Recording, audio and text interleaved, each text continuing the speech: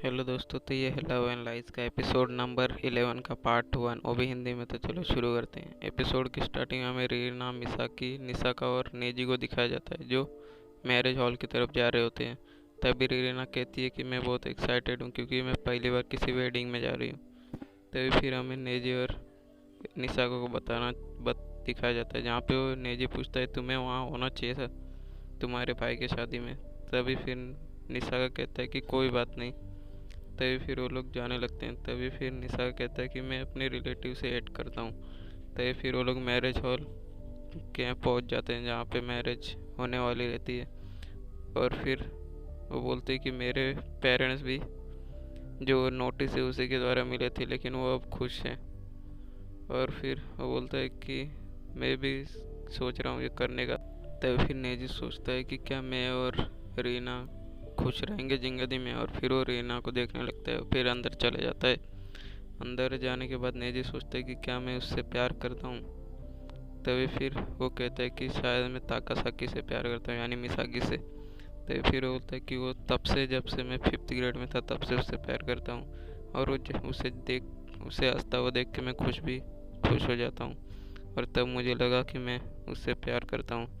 और तभी फिर इगाराशी की वो बात याद करती है जहाँ पे वो कहती है कि वो किसी को प्रोटेक्ट करना चाहती है। तभी फिर नेजी सोचता है इसका मतलब मिसाकी किसी सबसे झूठ बोल रही है। तभी वहाँ एक लेडी आती है और वो कॉन्ग्रेचुलेशन करती है। वो बोलती है कि क्या आप चारों असाइन कपल हो। तभी फिर मिसाकी कहता है कि ये लड़का और वो बड़े बालों वाली लड़की।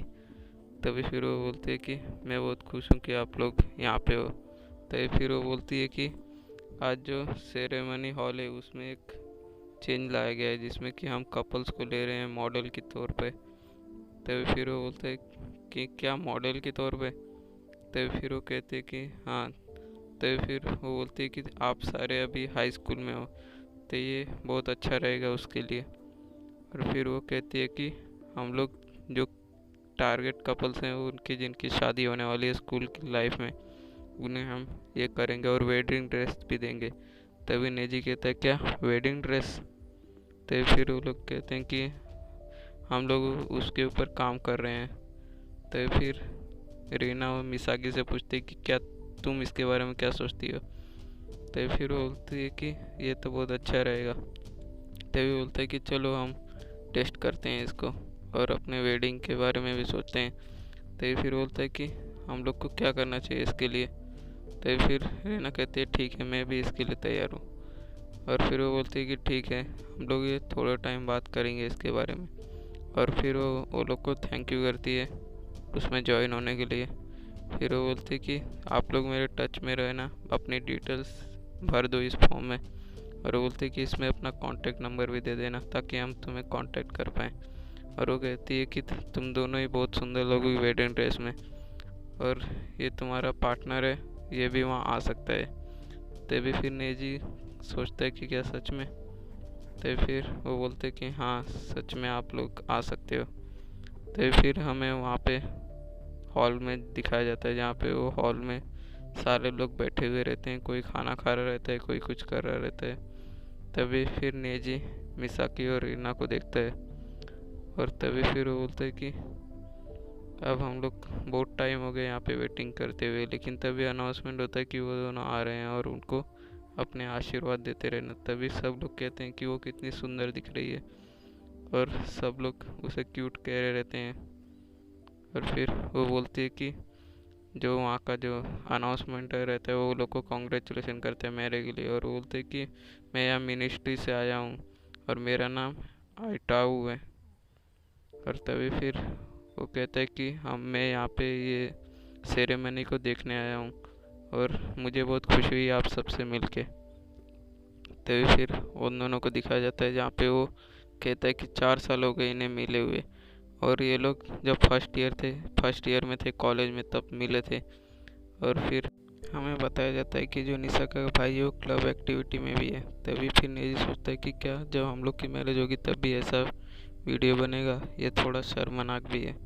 और फिर वो सोचता है कि अगर मेरी शादी होगी तो क्या मिसाकी क्या होगा, मैं उसे भूल जाऊंगा। तभी रीना कहती है कि ये बहुत ज़्यादा कमाल का था। तभी फिर जो मिसाकी रहती है वो भी कहती है कि हाँ सच में बहुत ज़्यादा कमाल का है। तभी फिर मिसाकी उससे पूछती कि यार तुम्हें ये देखने में मज़ा आ रहा है?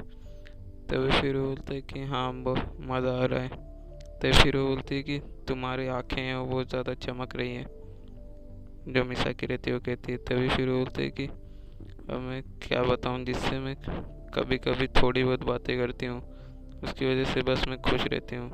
तभी फिर मिसाकी कहती है क्या तुम्हारे क्लास में भी कोई है? तभी फिर वो बोलता है कि हाँ वो कुछ ही टाइम पहले ही वो मेरी दोस्त बनी है और उसका नाम अरीसा है।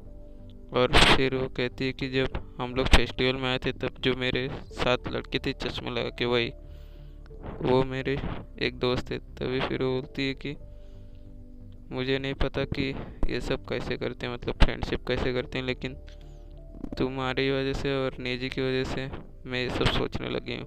और तुम मेरी पहली दोस्त हो जो मेरी बनी थी और मैं बहुत खुश हूँ इसके लिए। और तब से मेरी लाइफ में फ़न स्टार्ट हुआ और मैं अपनी लाइफ एंजॉय करने लगी। और उसके बाद फिर वो रीना उसे थैंक यू कहती है। और फिर मिसाकी कहती है कि इसकी कोई ज़रूरत नहीं है, आखिर हम दोनों दोस्त हैं। और तभी फिर बोलती है कि तुम बहुत ज़्यादा ईमानदार हो, तुम कभी झूठ नहीं बोलती हो और तुम्हारे साथ मुझे भी बहुत ज़्यादा मज़ा आता है। तभी फिर मिसाकी कहती है कि क्या तुम मुझे अपनी शादी में इनवाइट करोगी? तभी फिर रीना उसे देखने लगती है सुनने के बाद। हमें फिर वो बोलती है कि मैं तुम्हारी शादी में स्पीच भी दूंगी।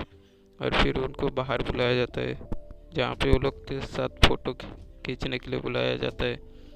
और सब लोग एक ही साथ खड़े हुए रहते हैं जैसे फ़ोटो में सब दिखाया जाता है।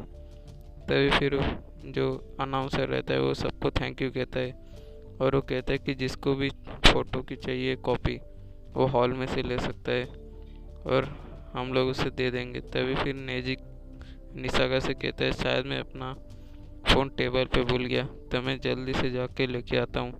तभी फिर वो हॉल के अंदर जाता है और उसे उसका फ़ोन भी मिल जाता है। फिर वो अपना फ़ोन उठाए रहता है। तभी फिर वो मिसाकी को देखता है जो नीचे बैठी हुई रहती है। तभी फिर नेजी उससे पूछता है कि क्या तुम ठीक हो? तभी फिर मिसाकी कहती है कि हाँ मैं ठीक हूँ। तभी फिर नेजी उससे कहता है क्या सच में? लेकिन तुम तो ठीक नहीं लग रही हो। तभी फिर मिसाकी कहती है मुझे माफ़ कर दो, मैंने तुमसे झूठ बोला।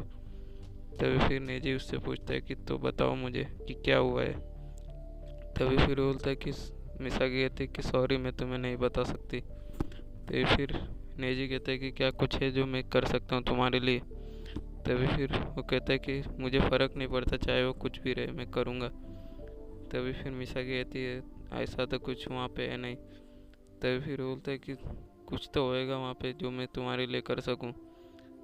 तभी फिर मिसाकी कहती है कि मुझे फ़र्क नहीं पड़ता तुमको करना है कि नहीं। तभी फिर मिसाकी उससे पूछती कि क्या तुम मुझसे लव करते हो कि नहीं? और तभी फिर वो दोनों किस करने लगते हैं। और तभी रीना को भी दिखाया जाता है जो बाहर खड़ी होकर वो देख रही रहती है। और फिर वो वहाँ से हट जाती है और वहाँ से निकल जाती है। और इसी के साथ ये पार्ट यहीं पे ख़त्म हो जाता है। तो मिलते हैं नेक्स्ट पार्ट में, तब तक के लिए बाय बाय। और वीडियो पसंद आए तो लाइक कर दें।